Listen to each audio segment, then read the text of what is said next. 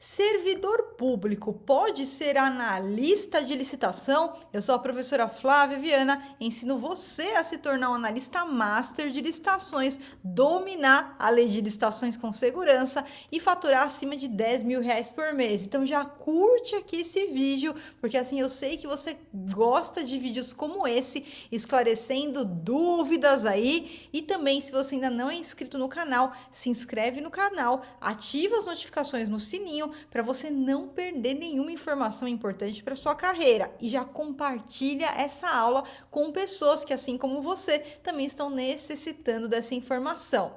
E a resposta é sim.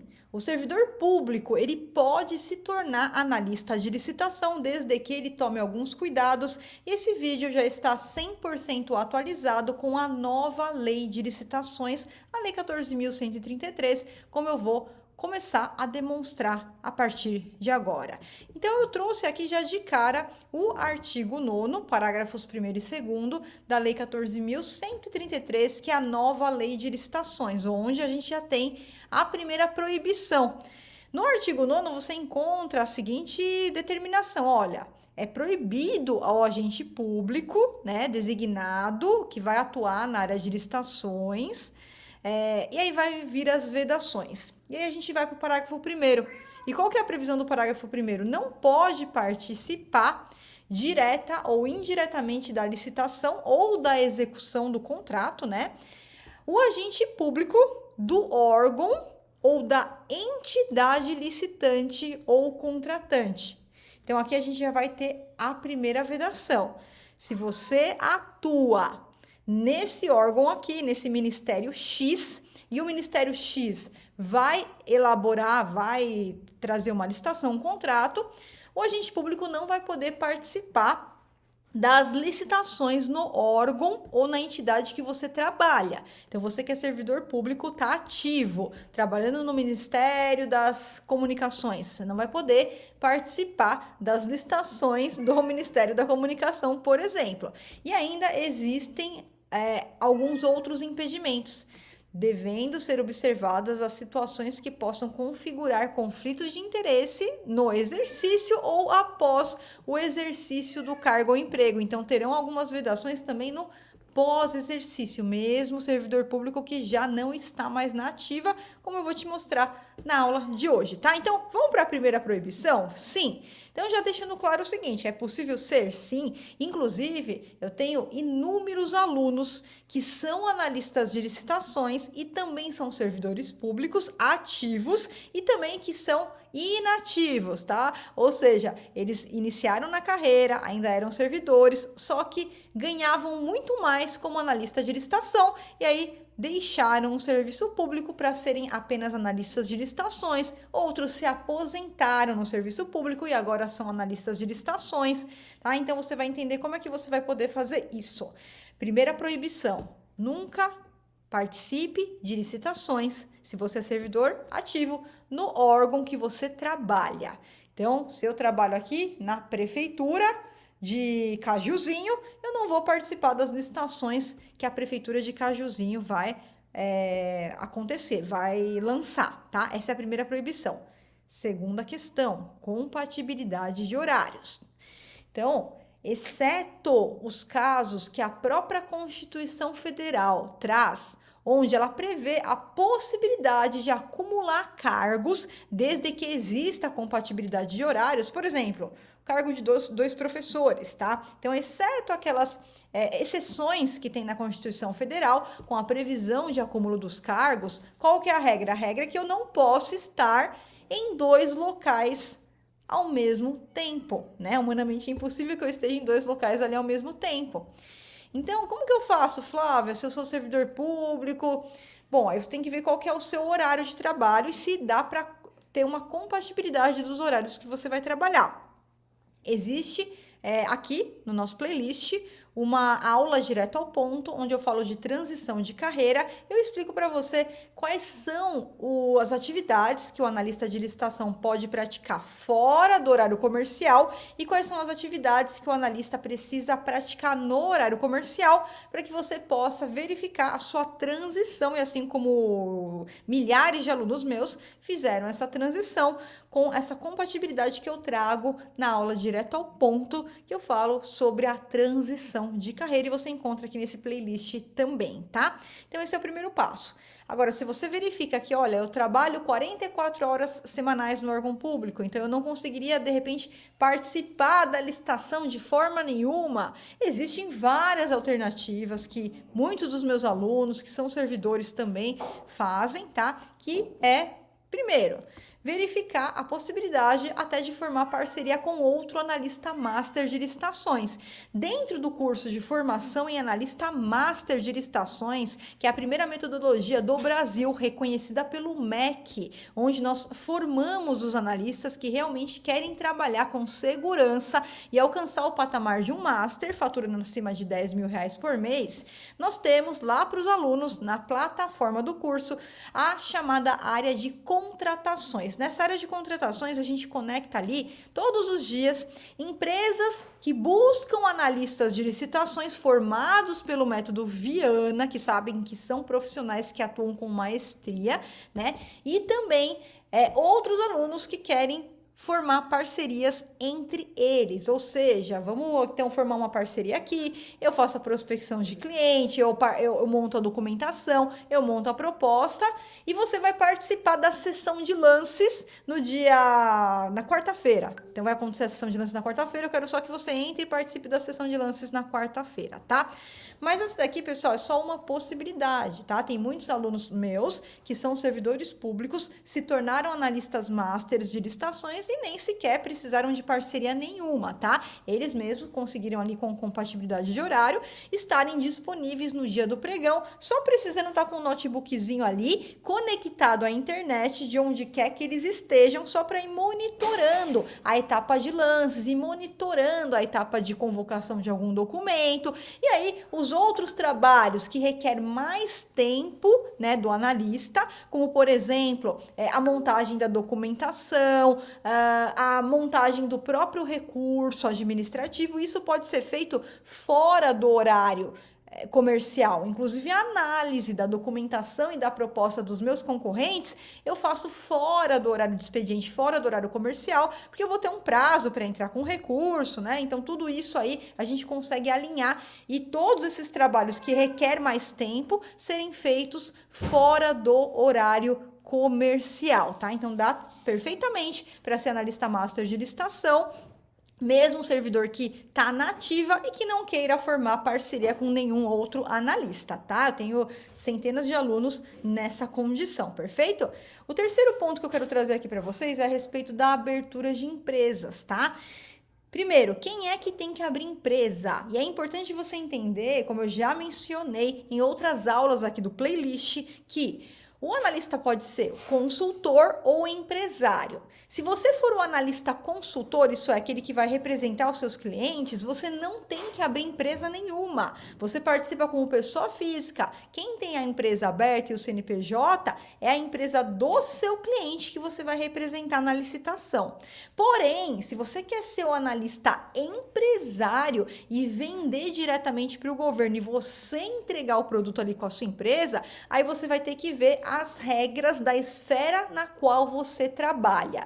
Na esfera federal, a gente tem a Lei 8.112, que traz a proibição do servidor público federal ele exercer a administração da sociedade, ou seja, você não pode ser o sócio administrador, você não pode tocar a gerência da sociedade. Então é perfeitamente possível que você tenha empresa, sim, não existe uma vedação. O servidor público ele pode abrir uma empresa se ele quiser ser o analista empresário, somente nessa hipótese ele pode abrir uma empresa, mas ele não vai poder tocar a gerência, a administração. Então aí ele vai ter que abrir empresa com um sócio e vai ter que deixar os sócios dele lá tocando a administração daquela empresa. Por esse motivo, no caso do analista master empresário, O servidor público nativo, ele não pode ser MEI, porque o MEI é a empresa de um sócio só, tá? E aqui, ó, sempre quando a gente falar da questão de abrir uma empresa, né? Mesmo você que é servidor ou não,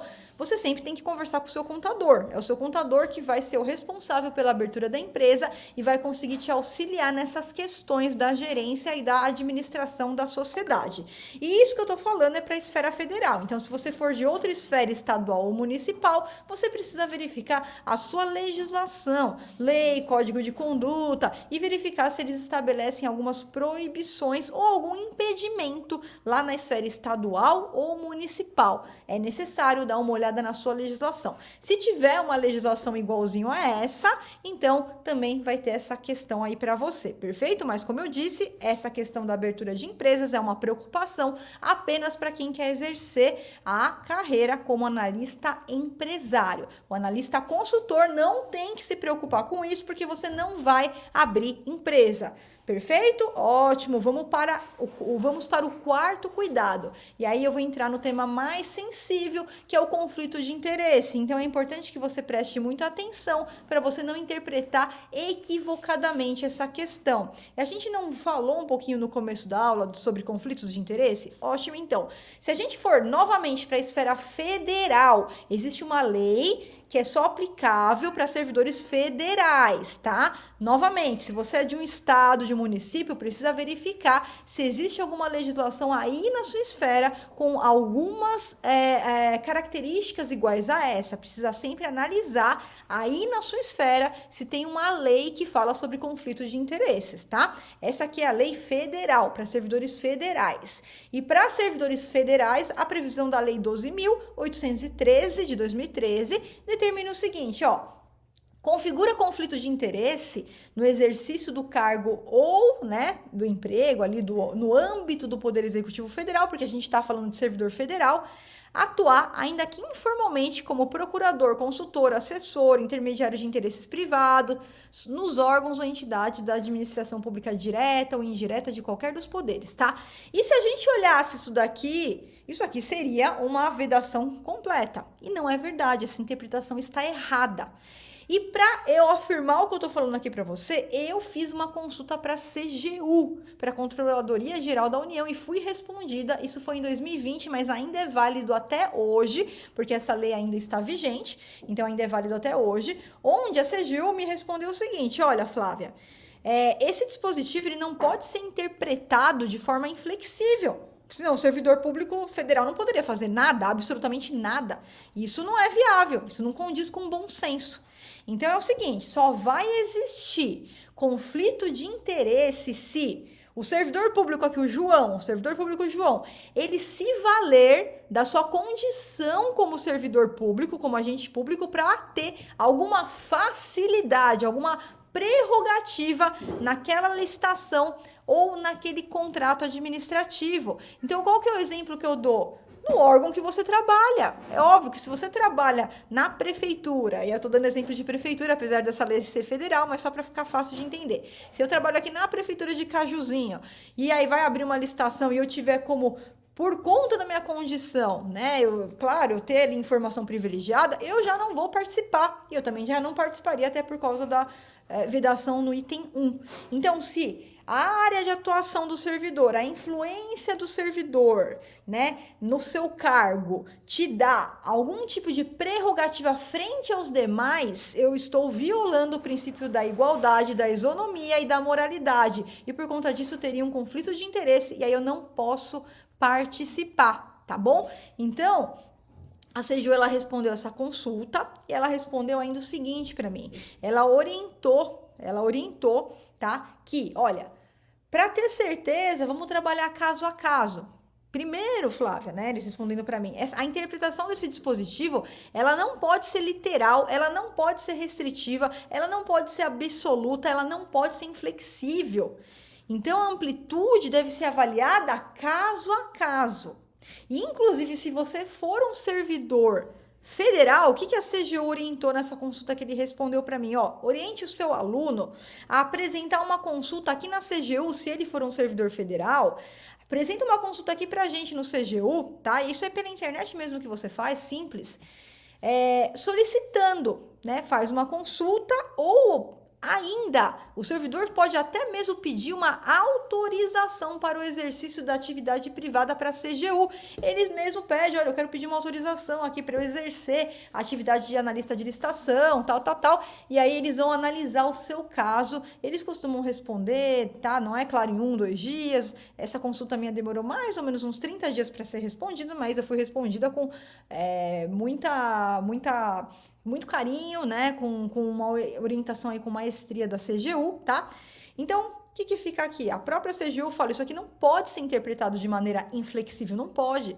Vamos analisar caso a caso. Então, primeiro, o servidor, se valendo da sua condição ali de agente público, ele conseguiria alguma prerrogativa, ele conseguiria alguma facilidade? Se não, não tem conflito de interesse. A gente já parte por aí. Mas se quiser realmente ter segurança total, se você for servidor federal, faz uma consulta para a CGU, consulta o seu caso, ou até pede, como eles mesmos orientaram, uma autorização para exercer a função, tá? Não que isso seja obrigatório, não é, mas é só um cuidado a mais que você tem, né? Para que você possa exercer aí sem nenhuma sombra de preocupações. Agora, Flávia, e eu, que sou servidor estadual, municipal, distrital, o que você vai fazer? Você vai ter que entrar em contato com o órgão de controle aí da sua esfera governamental, do seu estado, do seu município, para avaliar, primeiro, se tem alguma legislação, algum código de conduta que regulamente essa questão de conflito de interesse, tá? E como eu disse, eu tenho muitos alunos que eram servidores públicos, se aposentaram e agora são analistas de licitações, e outros que estão ainda na ativa e atuando como analista de licitação sem problema nenhum, só seguindo os passos que eu determinei aqui na aula de hoje. Eu deixei até aqui, ó, o teor da consulta, tá? Então, foi essa manifestação aqui, com essa numeração aqui, lá no Fala BR, né? No Fala BR, que é onde nós fazemos as consultas hoje, né? Inclusive para a CGU, no sistema Fala BR, consta em meu nome, né? Essa manifestação. Talvez você não consiga acessar ela, porque como ela foi feita com o meu certificado digital, eu não consigo criar um link para você e deixar em aberto. Então, alguns alunos falam, Flávia, me passa o link. Eu não consigo, porque se eu te passar o link do Fala BR, ele não vai abrir para você, porque ele só abre para mim, porque eu tenho que logar com o meu certificado digital, tá? Eu tenho que logar com o meu certificado digital. Então, eu não consigo te passar um link onde você possa baixar a cópia dessa pesquisa, mas eu já estou resumindo ela aqui para você, para não ter nenhum problema, tá? É uma resposta grande aqui, ó, tô passando para você, mas foi muito bem respondida. Vou passar devagarzinho aqui, você pode até ir pausando, né, dando um pause aqui no vídeo, para ler com cuidado, tá? Então, ó, foi respondido em 2020, mas tem completa validade ainda para a nova lei de licitações, tá? Então, aqui vou passando aqui rapidamente, depois você pode pausar o vídeo para analisar. Aqui toda a resposta, e é isso, tá, pessoal? Então, é isso daí. E por fim, só para a gente já terminar esse vídeo, vem uma dúvida, e os parentes do servidor? E quanto aos parentes? E aí, novamente, na esfera federal, e aí, para a esfera federal, se você for esfera municipal, estadual, você tem que olhar se tem alguma legislação aí na sua esfera a esse respeito, tá? Na esfera federal, o decreto 11.246 de 2022, que regulamentou a questão dos agentes públicos na esfera federal, trouxe alguns requisitos para designação do agente público no artigo 10. E no artigo 10 tem a seguinte previsão: o agente público que for designado, né, para atuar, ele não pode ser cônjuge, o agente, tá? O agente público não pode ser cônjuge, companheiro, né, cônjuge ou companheiro ali, de licitantes ou de contratados habituais da administração. Ele determinou o que seria um licitante, um contratado habitual da administração, uma pessoa física ou jurídica que tem um histórico recorrente de contratações ali no órgão, na entidade, e que indicam a probabilidade de novas contratações, tá? Então, eu não posso ser cônjuge, companheiro de empresas que são habitualmente contratadas ali no meu órgão. E não posso ter com eles vínculo de parentesco. colateral ou por afinidade até o terceiro grau, ou de natureza técnica, comercial, econômica, financeira, trabalhista e civil. Então, é para evitar realmente um conflito de interesse, tá?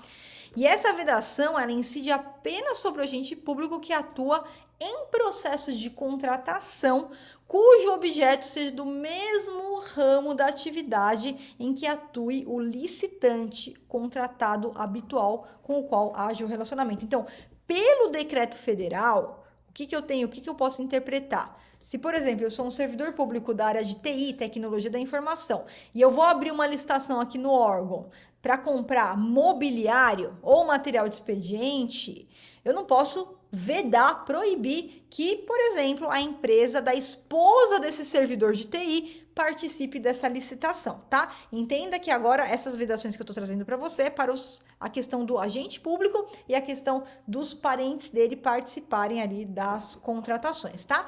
Bom, espero que você tenha gostado desse vídeo. Não esquece de curtir, deixar o seu like, se inscreve no canal. Se você ainda não me segue lá no Instagram, me segue, @VianaConsultores e @FlaviaLicitação. Um grande abraço para você.